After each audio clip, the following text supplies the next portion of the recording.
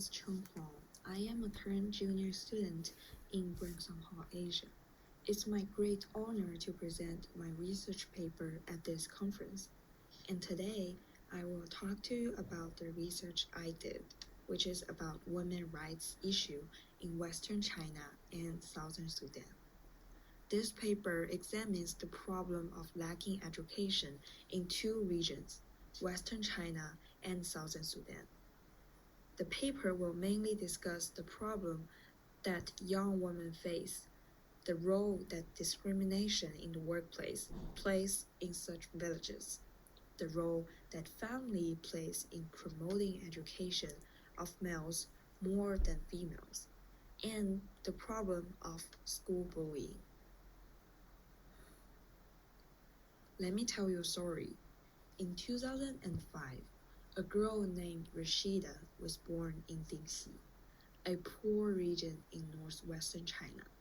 Dingxi has long been one of the most poverty-stricken regions in Gansu province and China as a whole.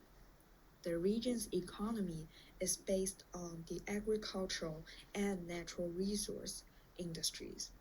The area hosts 300 plus Chinese medicinal plants and herbs that are exported along with dried exports such as walnuts and wild apricots.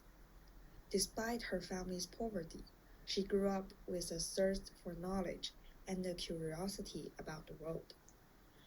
However, she does not yet know how many difficulties she would face as she grew up. Rashida's brother was never asked to do any farm work like Rashida, but has been fully supported by the family to go to school. By contrast, the family was opposed to Rashida completing her education and encouraged her to drop out of school as soon as possible to help the family to make ends meet. This transition to a place of work often results in other forms of discrimination in that context. In the short years that Rashida did attend school, it was not easy. The teacher often used violence to solve the problem, leading to the intimidation of classmates. She would often be bullied by the boys. Moreover, relatives in the family advised Rashida not to continue studying, saying that girls do not need to study so much. They just need to marry. The family's lack of support for her, teachers who demonstrated preference in educating males, and the local community discrimination against women made her a slave in this poor mountainous region. Her only recourse was to get married and have children at the age of 15 or 16 years old. This story about Rashida illustrates the challenges that many women continue to face in poor areas in different regions of the world today. These challenges include family, bullying at school, and discrimination in work. There is tremendous pressure for women only to remain in school until marrying age, which is usually about 15 or 16 years old. Rashida's story is not representative of Northwest China only, but also illustrates the challenges for many young women in rural settings throughout the world. For example, young girls are forced to drop out of school as they reach the age for marriage, bullied by boys and even teachers at school, and discriminated against for pregnancy in the workplace. With the rapid development of society, more people are becoming aware of the issue of gender inequality in regions such as Western China and Southern Sudan. However, in the poor rural areas of Western China in the 21st century, many women are still unable to receive the education they deserve due to lack of educational resources and gender discrimination. Women in South Sudan face the same problem in many cases. Lack of education for women in both regions is a crucial issue that needs to be fixed as the society keeps developing quickly. Whether a woman is educated or not is important for the whole family, because studies show that a well-educated woman can impact her children and the whole family, since she is the principal provider of care that the child needs as the child grows up. According to a case study on the impact of educated mother on academic achievement, academic performance of highly educated mothers' children is better than those whose mothers are not well educated.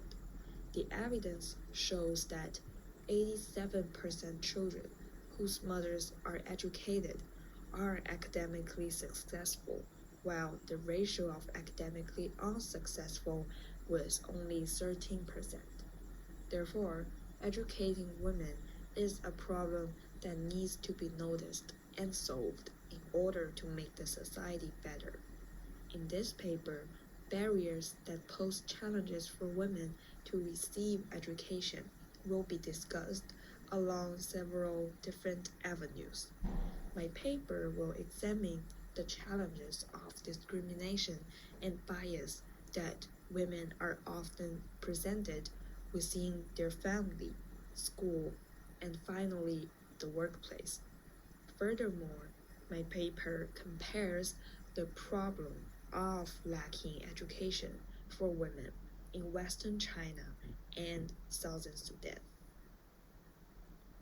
First, family. The problems of lacking education that women face in Western China stems from the family dynamic within the traditional Chinese culture, where males carried the honor of the family name and were seen as the core of the family. For this reason, women were viewed as secondary and often looked over or unwanted. This mentality of thinking towards females is ingrained in Chinese culture, especially in Western China, where the traditional folk atmosphere is stronger than that in the Eastern China. From youth, girls were trained for their role of wifehood.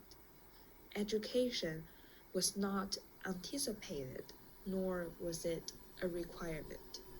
The role of woman was to remain at home in service to her husband and family. Her desire was to be pleasing only unto her husband. Therefore, the advancement of self was rejected and not embraced. These same teachings that have been taught from generation to generation have remained. The parental perception is that girls are devalued. Therefore, the lack of education faced by Western Chinese women is largely influenced by the Chinese concept of family. Young women in rural Sudan, located in the northeastern region of Africa, face similar discrepancies. The area is south of the Sahara. The family structure involves immediate and extended family members. The father is the head of household and the official leader. He is responsible for all financial responsibilities. Young women are completely regarded as an afterthought, segregated from male counterparts within village events as well as their homes. Women and men are apart from one another. Family, what is to be the symbol of comfort, is a discouraging symbol of tormented doctrine that is a thief to both Chinese and Sudanese women's ability to thrive. The choice to send the male to school over the female is in direct response to the overall societal view of women and their role in the family unit.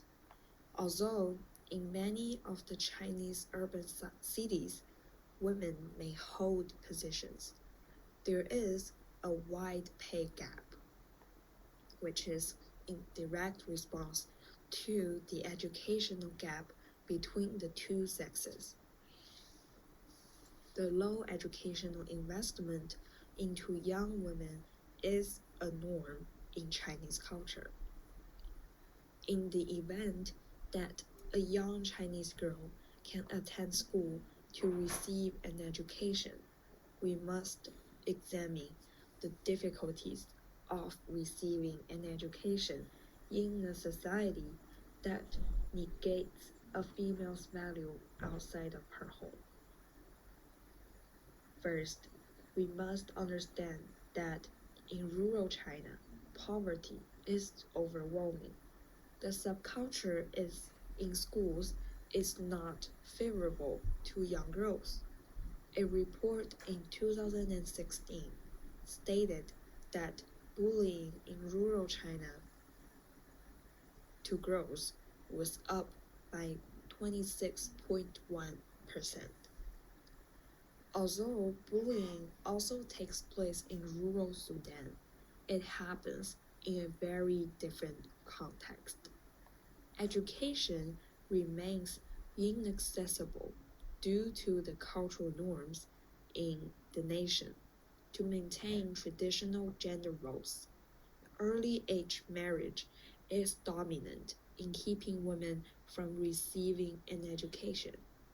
10.7% of women aged 15 to 49 were married before the age of 15, and 38% were married before the age of 18.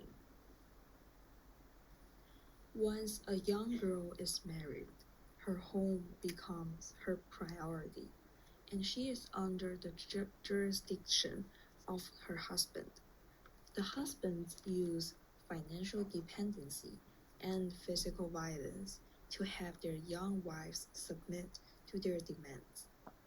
The other form of bullying that takes place in rural villages is that of female circumcision.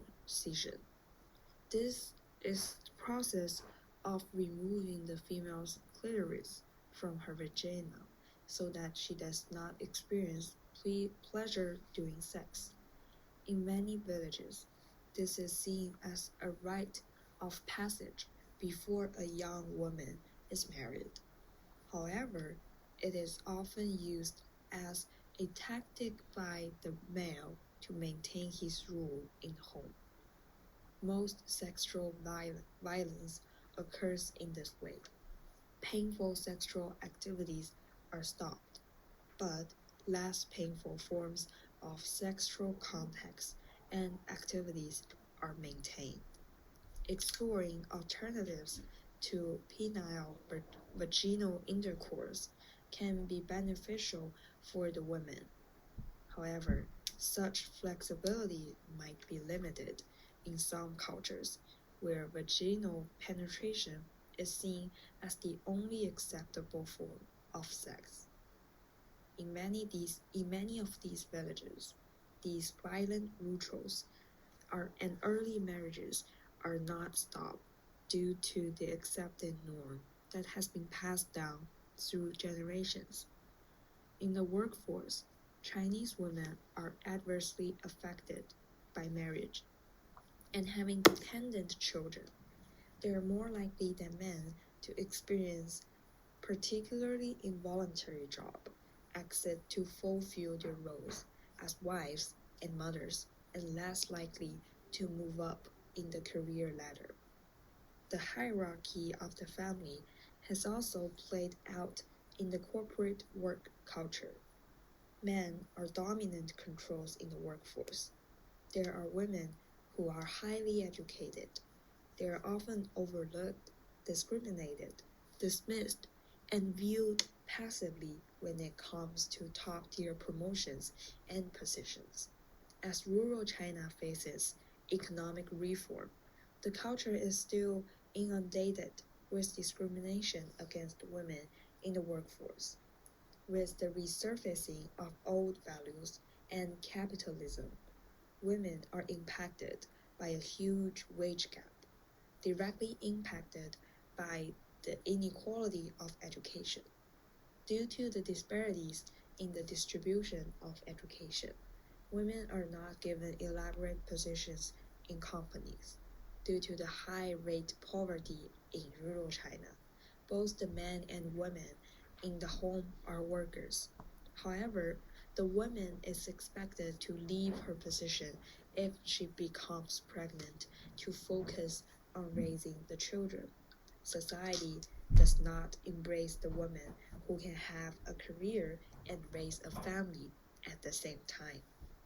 The workforce in Sudan is very similar in that the women make up 57%. Women hold jobs both in the home and in the field, if approved by her husband. However, the family home remains the focus in many villages. Women tend to lean towards more social roles than labor roles, simply because it is more accepted in the family unit. Apparently, society does not embrace the woman who can have a career and raise a family at the same time.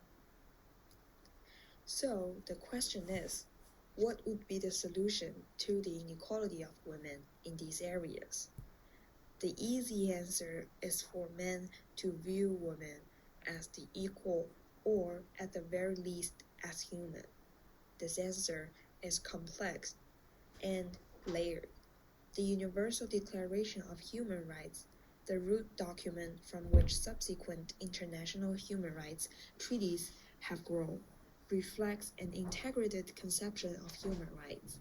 The UHDR declares that everyone has civil and political rights, such as the right to life, liberty, and security of the person, to freedom from slavery, to freedom from torture, and to freedom from arbitrary arrest, detention, or exile. It also declares the right of everyone to freedom of thought, conscience, and religion, and to freedom of expression, peaceful assembly, and association with others. It sets out the democratic rights to take part in the conduct of public affairs, to vote, and to be elected in general periodic elections.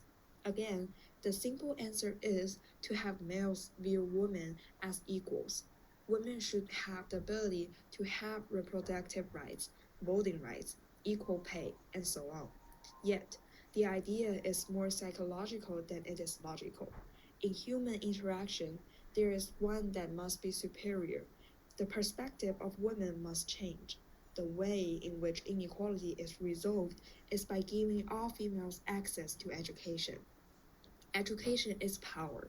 When a female has knowledge, she can create a life for herself, her family, and contribute to the advancement of this world. Allow women platforms of power and influence. Women are intelligent beings. Women are great nurturers because they are intuitive.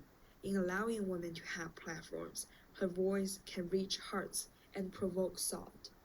The biggest solution to end gender inequality is to stop violence against women. Death should not meet a woman because she wants an education or become her own person. Violence is not a vehicle to keep a woman in submissive, harmful positions. Violence against women should be condemned and be subjected to dire consequences. In conclusion, Chinese and Sudanese women are facing an extreme crisis. In the year of 2021, these women are enduring horrific torture physically, emotionally, and mentally just to be seen as human. The basic right to have an education without ridicule is what most desire. The idea that these women would like to have the ability to be rethinking individual outside of family and culture. The horror in having to suppress the truth of who you are and what you need for yourself because you are not seen is incomprehensible.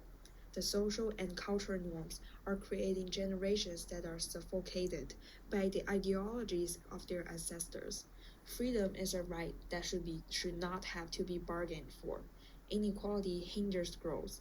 It stagnated progression and it stops the production of creativity in a society. The contribution for women is vast and shouldn't be denied or taken for granted. There is power in the voice of women. Thanks for watching.